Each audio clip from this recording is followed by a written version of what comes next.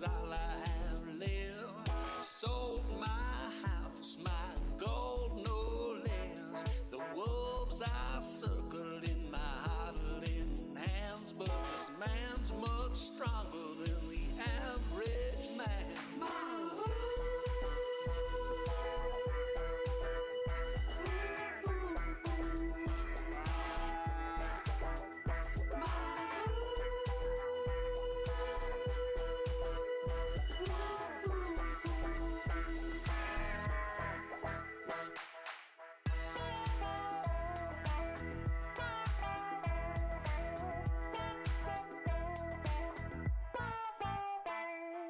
Today the market has taken another dip to restock, refuel this moon.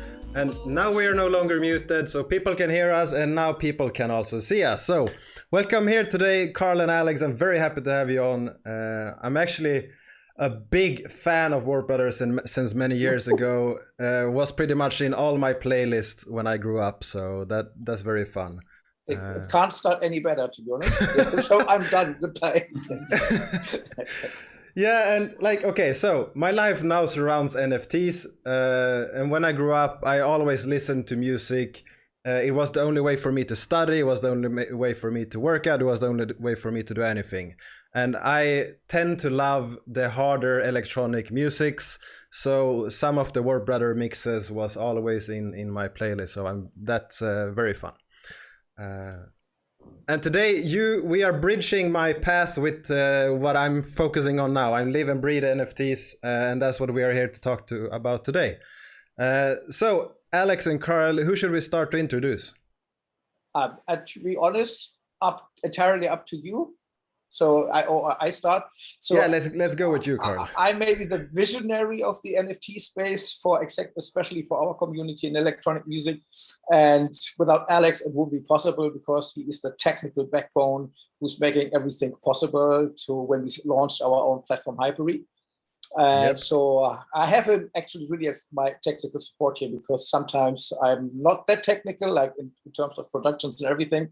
But I think it's a very perfect match what we both have been set up with our team. Yeah, that's awesome. And Alex, hello and welcome. So you are the tech master. What's your wizardry about? I'm the tech dude in the team. So basically, I have a lot of experience working in software companies and startups in the past. And I joined this crazy blockchain scene around 3 years ago. Had another startup in the field, and now just very excited about what is going on with NFTs and Joy Hypery, building our streaming platform and also our NFT platform, which it's been pretty awesome so far. Yeah, and just for everyone to understand what you guys are doing. So what is Hypery? Who should take that ball? I mean, I'm taking this ball or the bullet. Yeah. I mean, I have to really make a little bit of a step back. I mean, I'm in this music scene since I started producing in 1993, like almost 30 years ago. So I witnessed the great times with vinyl, and we could have actually literally farted on a master and people bought it. And so there was a time like the gold mining times of the music industry where we all made a fortune with pretty much not always the best music, to be honest. And so we had this disruption always coming up. Then first it was CDs and everybody was like, oh, CDs sucks, but okay, CDs came. The second thing, like, oh, fuck, downloads, they suck, but downloads came. And at the end, we ended up streaming. And as I'm still here, still performing, still producing, still playing, what, of course, I realized if you're especially working in niche markets like hard trance, side trance, it's not such a big community. Like I call it the EDM scene, even though this is a curse word these days.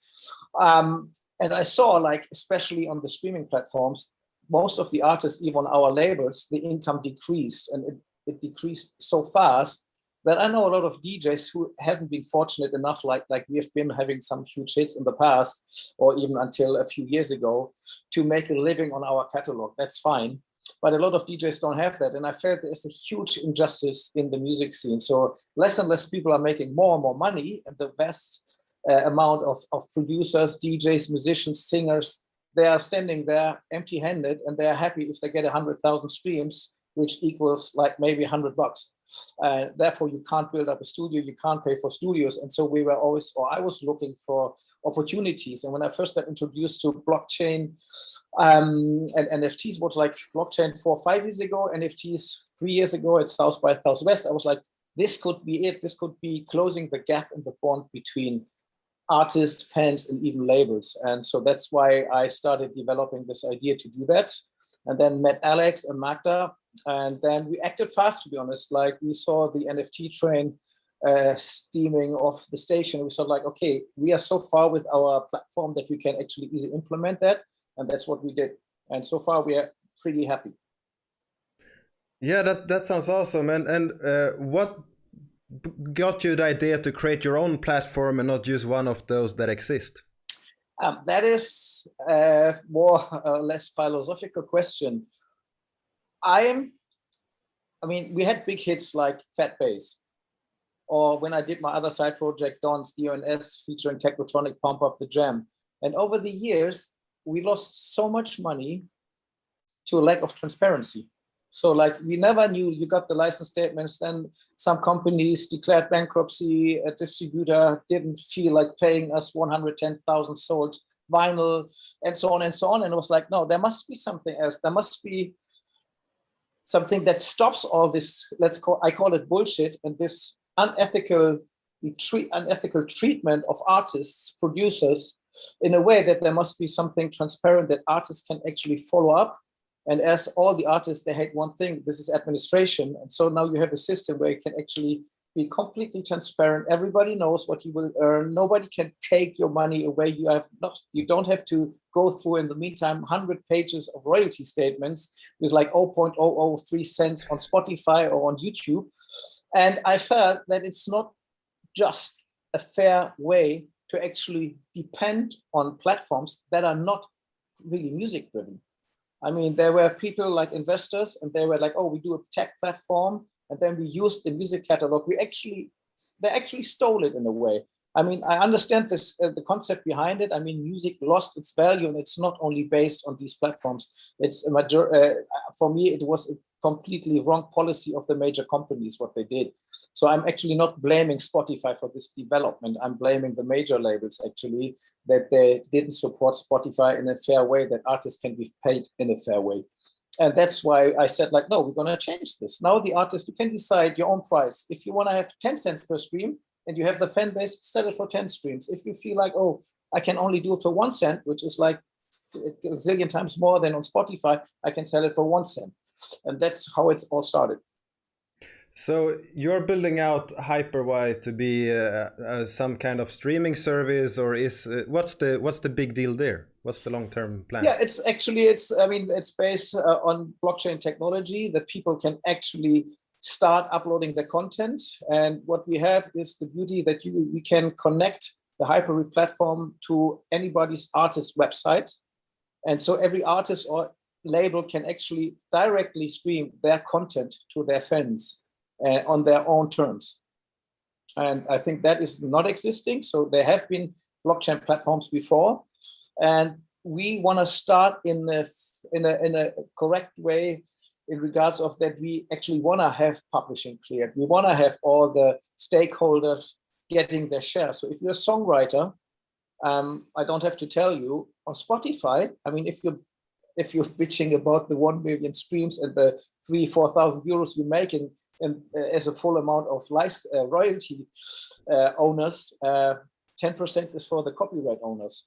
So like the writers, like who's sitting there writing songs, and not necessarily only in our music industry or like in hard trance community or psytrance community. If you're a songwriter and you have 1 million streams, minus copyright rates, you get like 200 euros for 1 million streams, and nobody can survive on that.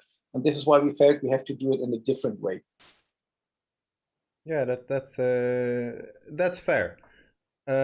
And I think it's great, and blockchain really enables to distribute royalties in a new way. We can see that on a lot of the different NFT platforms, the artists are getting paid not only on the primary sales, but also on the secondary ones, which is very fun. So since we love all the NFT part. Let's jump into this one here. So what are you doing here? So this is the NFT part of your platform. Yes, that's the NFT part. And what we offer, we have two business models. We have the way that we actually guide artists through the whole process of an NFT, starting from deciding which collectible is making sense, the perks, and how you present your artwork, combining artists or musicians with actually real artists like painters. We have a lot of huge NFTs with a lot of big names coming, not only from the music scene, but even from the artist scene, like painters and writers. Painters and video animation guys.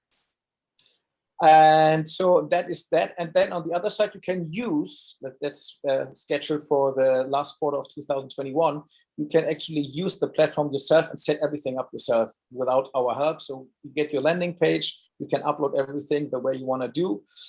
We can offer PR services if you feel like, and consulting services, but this is not a must. And for the ones we select, like the War Brothers drop, of course, this is like the full Monty with press releases, with like who is programming the videos. Of course, it's coming from our Psytrance community. And the Analog Renegades drop, I mean, the name says it all. So we're going analog, and now we're finally digital. So we are actually selling out on the old school analog times. It's a brand new track. And what we felt like, we've seen a lot of NFT drops where people, when you read the terms and conditions, actually don't get anything. So a little bit. And we was like, okay, like we're starting, this is a brand new unreleased hard trance track, which won't be available anywhere other than Hyper-V for now. And what people get, we only wanted to have like 3 NFTs, and people can actually jump on, bid on it. And with this NFT, they get like the perks, like free concert access for a lifetime +1. You get the highest bidder gets a track, can be on a track with us. So one of our next singles, and we are pretty much every time on the leading Psytrance, hard trance level, can put his name on and even can be part of the production, so that we are not like the typical ghost producer, or I buy my name on a track. I mean, if you feel like you want to do it, fine, but you can even have a say in the production. And the beauty was, and I think we did this for the first time, even though now people are following, you get a share of all traditional revenue. So once we decide to get this track out on YouTube or Spotify or others, actually the owner of the NFT gets a 10% royalty share of a lifetime, and that could be like minimum bid is 1,000, so that could easily be reimbursed in a few years, or maybe if we are lucky in 1 year, you never know. And that's the basic idea behind that first NFT. Yeah. So we have ownership of the actual music with this NFT. Yeah, exactly. What kind of like? Let's say I buy this. Am I free to use this in my videos since I'm a part owner? Or how does copyright work for that? From our end, yes. So like if you want to do this, this is an agreement on the 3 owners, which we have. I think we have the first bits in. And what you can't do, you can't publish it on Spotify and monetize it this way. We keep the rights, but if you do, you get a share of the income. But if you, for instance, say like, oh, I have my like a new video, I want to sync something, TikTok, whatever, you can do that. And as well with the video, the animated video. So that's awesome. And now for the technical part, which blockchain are you using for this? We are using the smart chain, Binance Smart Chain for that. That's, just because, I mean, yeah, it's very compatible with Ethereum, and is way stable. Like the gas prices and everything is way more stable than Ethereum at the moment, at least. Yeah, it makes sense. And I mean, Binance Smart, there was just the Binance first NFT mystery box sale on Binance. I tried to buy it the first second and it was sold out, so I couldn't do it. That was just a few minutes ago. So this is on Binance Smart Chain, and that makes sense for me. Like there are a few blockchains that are doing NFT well, and Binance Smart Chain will probably be one of the new up and coming ones, considering the gas price and the Binance name. And so that's also another good thing. Great. Yeah, another good thing that we actually studied a few other options, but if you think about the way BSC is basically a fork of Ethereum with a few changes, right? So you are using Solidity for smart contracts, like the same is very compatible. If we decided to jump into Ethereum next week, we can do it right away. The same thing for Polygon and other layer 2 solutions. So very convenient. Yeah, nice. Just out of curiosity, I almost lost my word there. Which blockchains did you look at more? Was it the Ethereum-based ones, or did you also look at like Fera and Phantasma Chain, Wax, and the other big NFT blockchains? We looked at Wax, Tezos, and also I forgot the name. The one from the NBA guys. And I also lost the name for that. Yeah. Don't ask me. We don't need to talk about that. Exactly. But all of them, I mean, there were some good things, bad things, but like if you think about onboarding developers, it's going to be harder if you're working with different things because like more specific languages, or if you're aiming to actually be multi blockchain in the future, also have a difficulty if you're working with like Tezos or something different than like Ethereum based blockchains. Yeah, that makes sense. And so one good question that Nick had in the chat, and that I wonder as well, is how will you distribute the earnings to the owners? How can they track them? How is that transparent? You mean like from the traditional? So like if we decide to do that on Spotify, that is of course again old school. There's no other way because we are depending on the aggregators, the traditional aggregators. So they're gonna send us a license statement, and then we actually have to send the license statements to the owners of the NFT. There is for now no other way, but we are already thinking about solutions to implement that later on via smart contract and to allocate that. That's the only drama we're having for the moment, and we were strongly thinking about it because we didn't want to water down our basic idea of the NFTs and blockchain in again using Spotify and likes and all the big major platforms. But on the other side, I think it's fair to, if you start a new business model or kind of new business model, to distribute the chances and the risk as well. So it wouldn't be fair, from my understanding, because I'm actually fighting this unbalanced and unfair market and say like, oh no, all the income besides that goes to us, whereas the people actually trusting us or our brand and our idea getting nothing.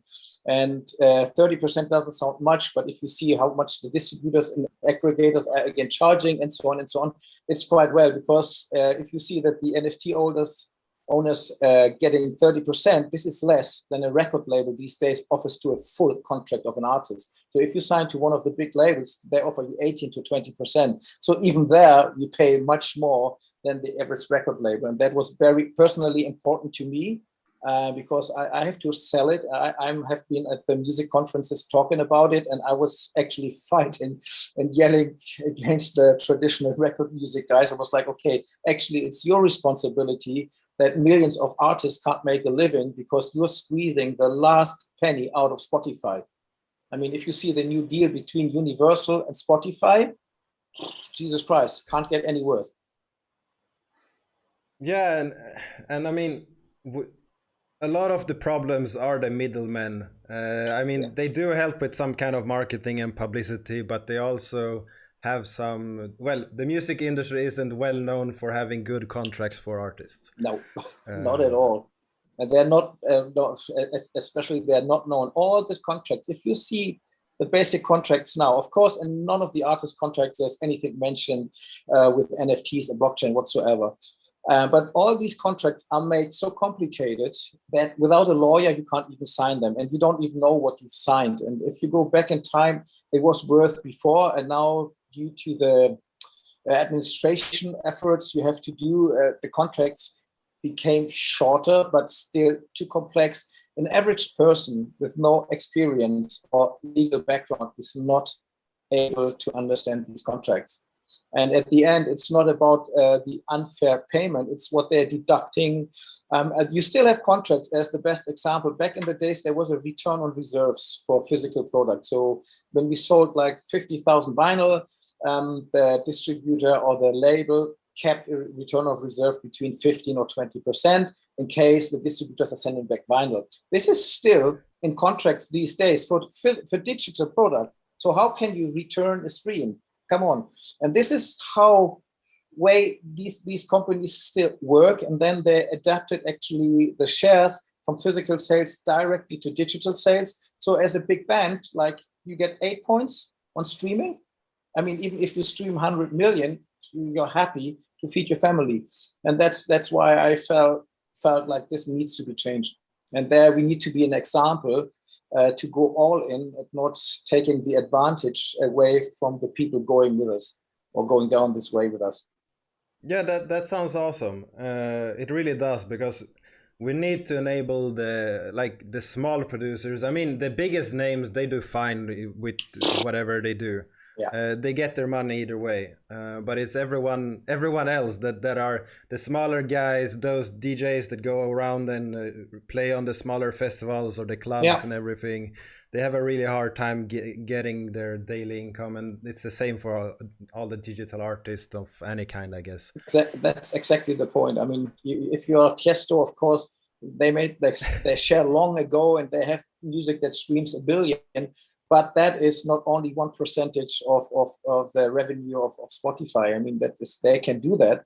But I know so many great and known producers, they went back to their old jobs, especially after this pandemic of 1.5 years having not a single gig. And I think you need to go back into balance that you can make a living with music productions. I mean, people don't realize how much effort and expenses are behind a production and the song. I mean, it became cheaper. No doubt about this, due to the digitalization, everything became cheaper, but still it's time and work kids and cats put into these productions. Yeah, for sure. And this platform, so right now there are 2 different things that you can actually buy on the site. So this is one of them.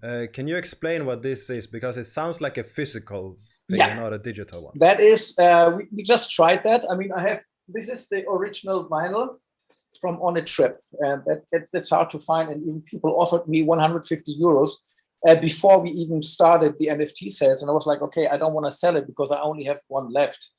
And of course, we have the files. And it's a dub plate. And this is like the reminiscence towards the old school. I mean, dub plates, when I started DJing, they were something really essential. It was actually a special vinyl cut you could have used to test music in the clubs, which after CDs came up, became less and less practical because they're quite expensive. And we thought but we're gonna only do 50 of those because this track, you can't stream it anywhere. It's not on Spotify. Some people were actually complaining about the price, and they say like, oh, I can get a dub plate for 20 quid, but not in this quality, not with the music and everything involved, including shipping and so on and so on. We pay at least more than 20 quid for a dub plate.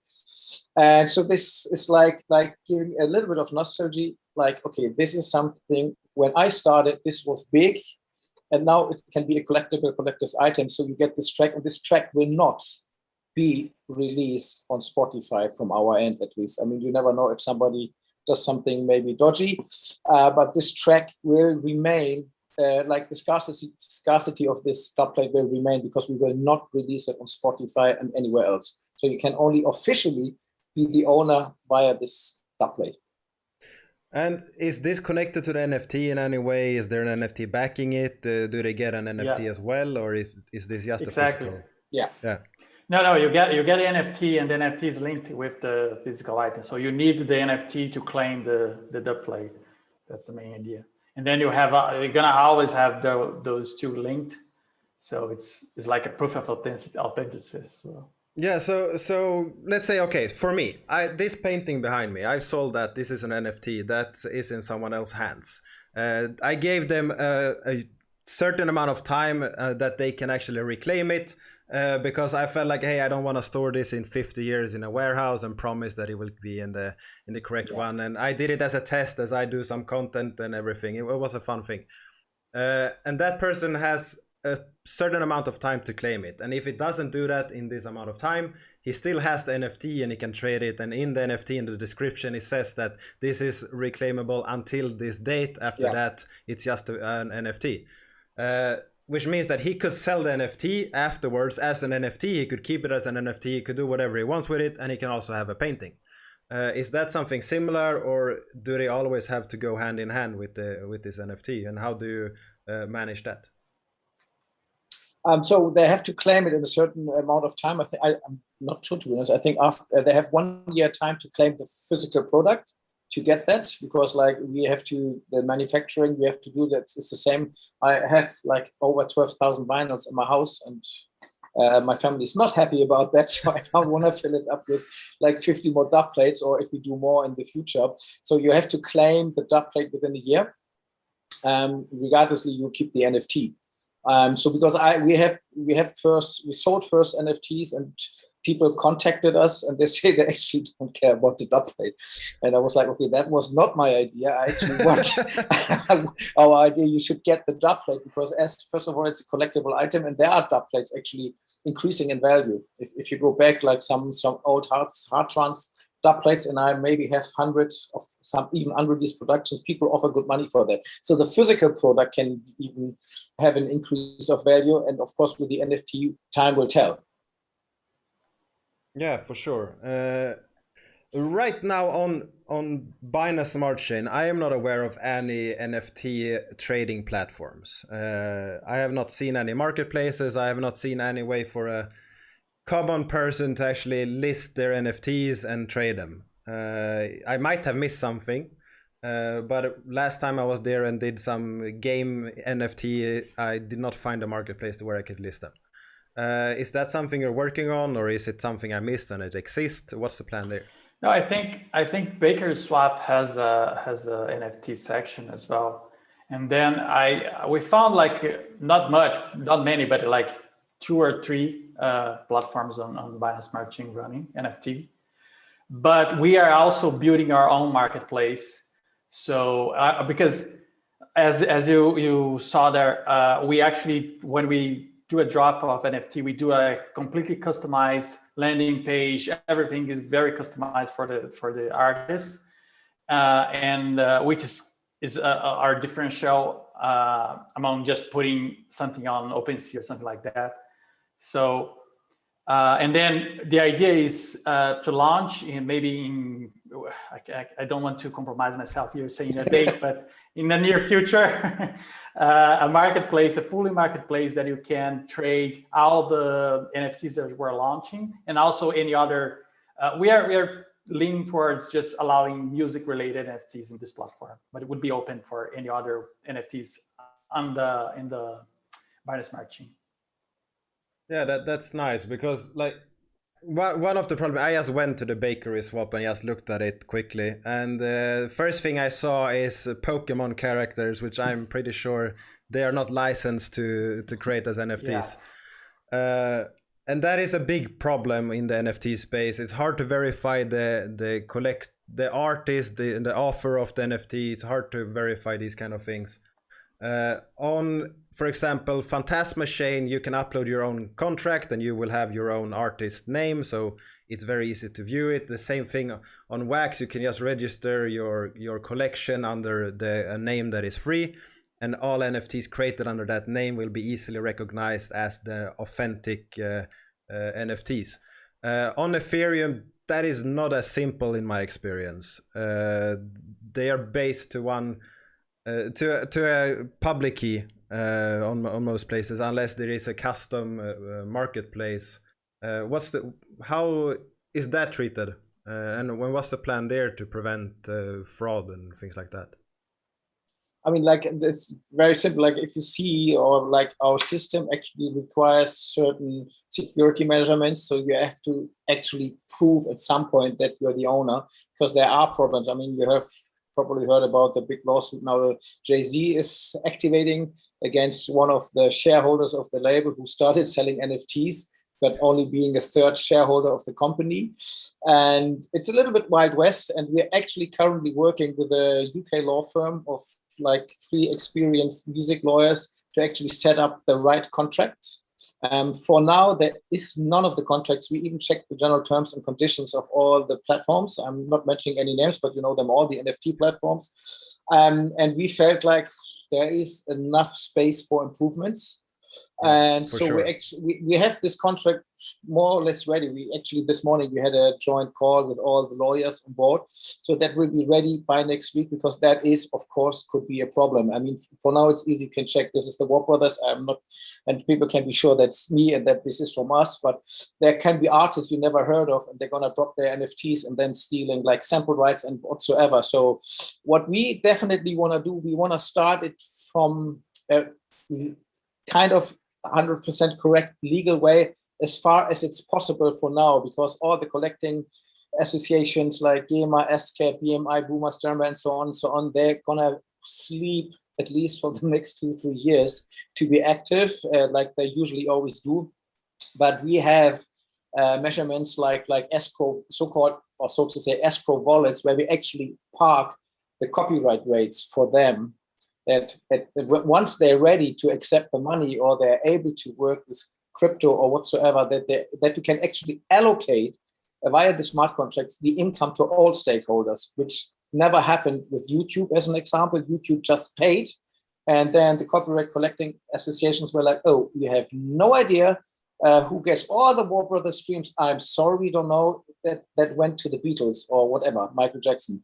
And so we are trying to avoid this from the very beginning, because we can't say and put our fingers and blame others for not working correctly, whereas we at the same time would start the same unstable legal balance. And that is a long way to go. We expect this to be the biggest hurdles to conquer, obstacles to get out of our ways. But we are in contact to the right associations. They heard about us, and so far the feedback was quite positive. So they didn't close the doors. They weren't like, oh my God, no, that's too technical.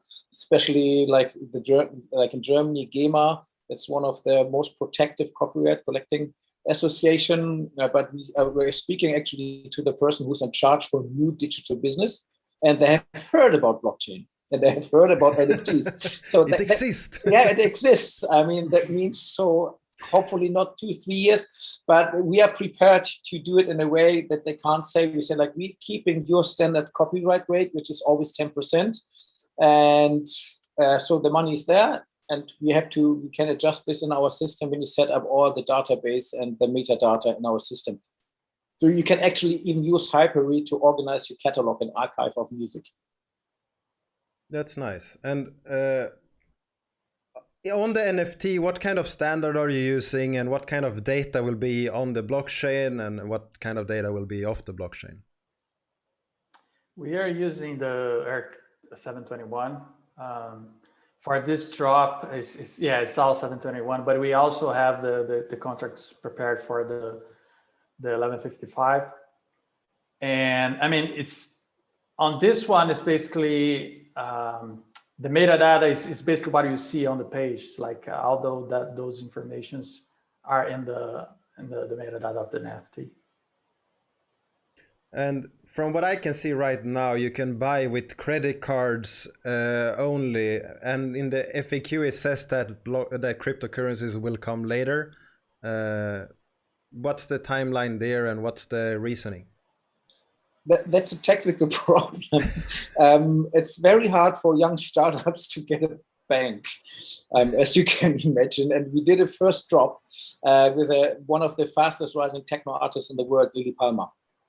And I'm her manager, and we did a drop. And the problem was our music community, they know as much about NFTs as maybe the NFT community knows about how to program the 303 from Roland, I would say. So we did it all on crypto, and the amount of phone calls we receive, people like, please, how can I set up a wallet?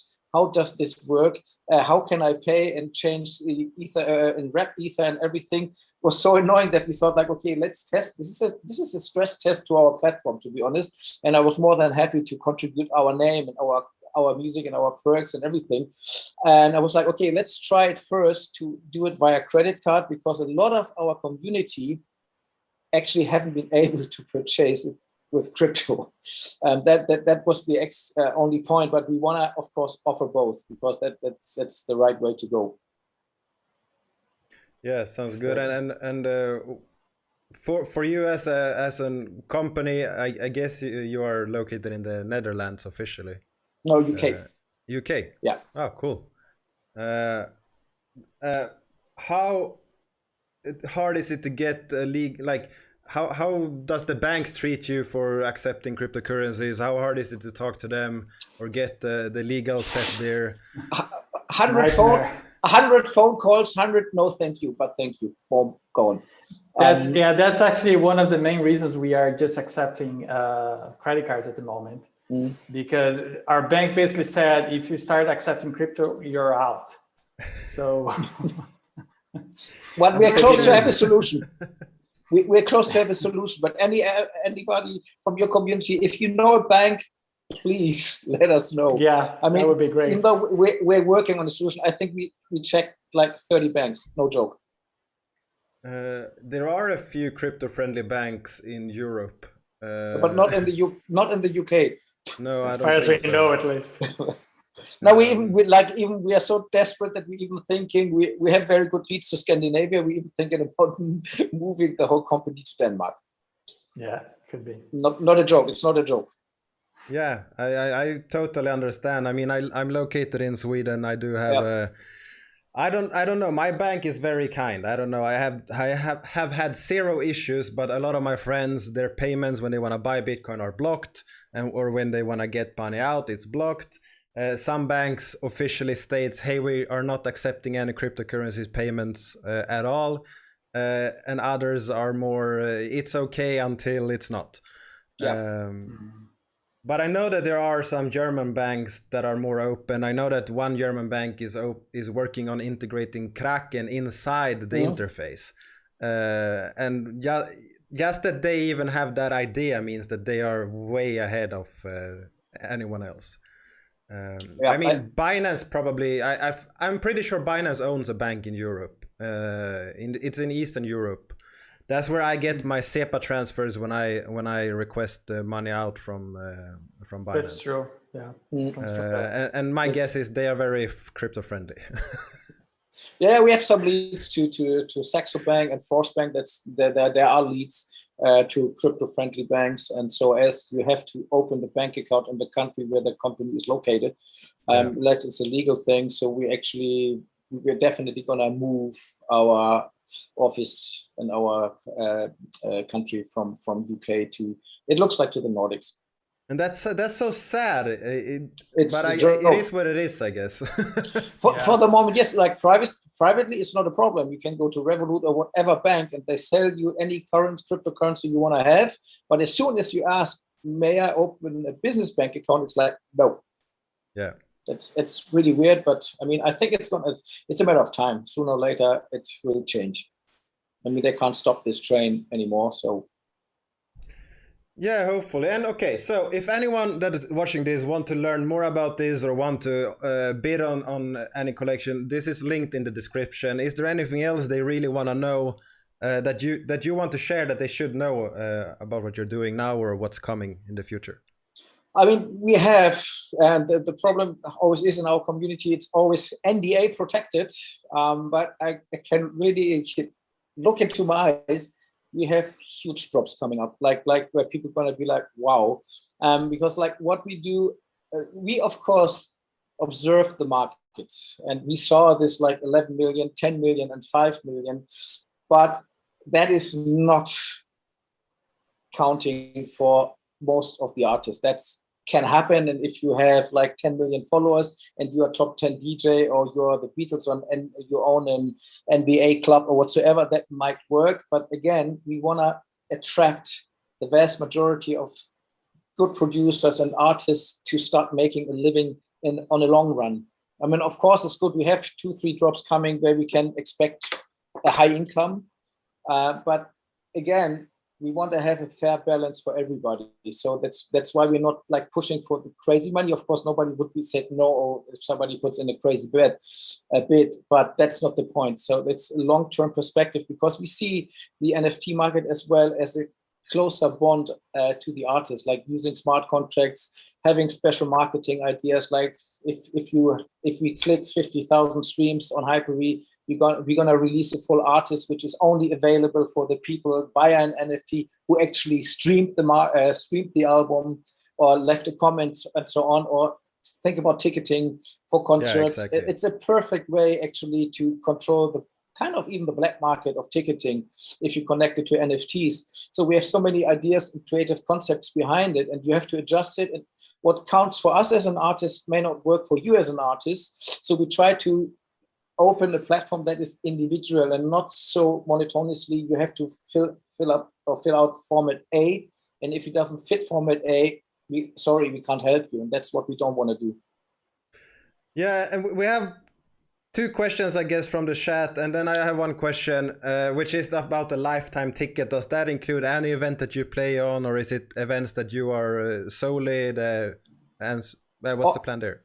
All events we will play, not our events. So like, I mean, of course, obviously we are not 20 anymore, so I can't say it's going to last for the next 50 years.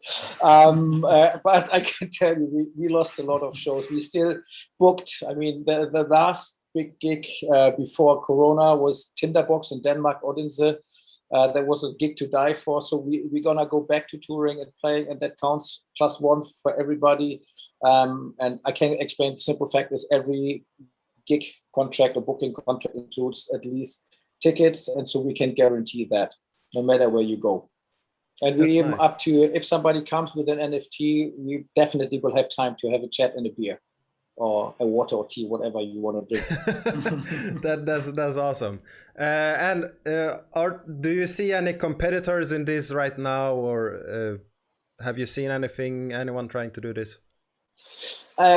Like there are many competitors, like any NFT platform is a competitor. Every blockchain streaming platform is a competitor. I mean, I think the way we plan that is unique, because we want to open this marketplace, not even for NFTs, but even to combine artists. Like when you see, like next week we have, like, hopefully we get a famous Scandinavian artist under contract who wants to drop an NFT, and we connect him actually with a producer, and they develop. So we want to develop creativity and help artists actually, because some artists have the strength to do everything themselves. Some can't do artwork, some can.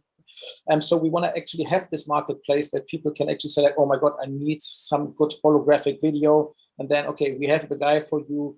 Of course, they participate. But the way we're doing it right now, I don't see a company who does exactly the same like we do. Nice. And one final question is, what percentage of profits are you sharing to your artist on the platform? That depends. We have different models. At the end, if you go straight distribution and we don't do anything, we charge 20%. That's it. The rest, 80% goes to the artist. If they want to really have the full service, where we say, look, these are the collectibles, that is the marketing idea. We're going to do the press media mail out for you. The highest we would go is 50%, so on a 50-50, but then we really deliver a lot. I mean, we are connected to one of the most leading PR agencies in the UK. They are supporting, or they're doing the PR for Dimitri Vegas, like Mike, Hardwell, Lost Frequencies. So he's on board. He's one of our advisors and small shareholder. We have a really good team. We have 6 people for now. We're extending the team. So that would be the full help. Even like to connect, as I said, okay, you want a good artwork from like a famous designer in the UK, here you go. So we would do that. But usually it's like if somebody does everything himself, it's 80-20. And is it 20% per NFT or contract? That's a good question. Just let me think about the difference. It's like I mean, we have different contracts. We have them for the streaming. It's a different contract. This is 80-20, and for the full contract, it's 80-20. And if for the resale of NFTs, it's negotiable. So that's if somebody resales the NFT, we have different models. It depends for now because it's our first own drop. It could be that we don't have any participation, or we go up 10%, like it's usually the case. Yeah. Awesome. very happy yeah. to find out about all of this, and I'm very excited to get to know more about this. And like, I'm a big electronic music fan, as I said before, and I still am. One of the best things about COVID is that there's a lot of high quality produced digital music on YouTube that you can stream right now. Like, I can find new music every day that I can go and stream, and that is awesome. It's really crazy. I mean, at the beginning, they kept on holding back the new music because they wanted their big records out when DJs can play again, and then they realized, okay, that can take a while. And I've never received more demos and promos in my life. That's crazy. Every day, 50 to 100 new tracks in my inbox, email inbox. And I think it's for the creativity is good. Now we have to make sure that these artists can make a living on it. And that's actually our mission. Or hopefully we will succeed with that. That's awesome. Any last things that you want everyone to know before we take part today? No, I think respect the artists and support us, because we really want to give artists a fair chance to actually go back on track. And I'm telling you, artists got hit pretty much the hardest next to gastronomy over this COVID period. I can tell you. Yeah, it's been rough. Just go check it out. Wire Brothers drop, of course. Yeah, of course.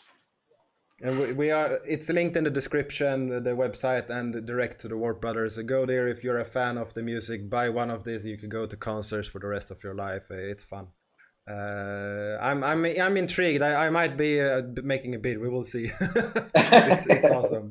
And you're gonna be on one of our next track. I mean, that's not a joke. I mean, we thought that's a good idea. There's a new track. We have several options. How it works, we offer tracks, and then somebody's like, you want to be on this track or on that track, and then you can put in your ideas, and then you have a Warp Brothers featuring whatever name.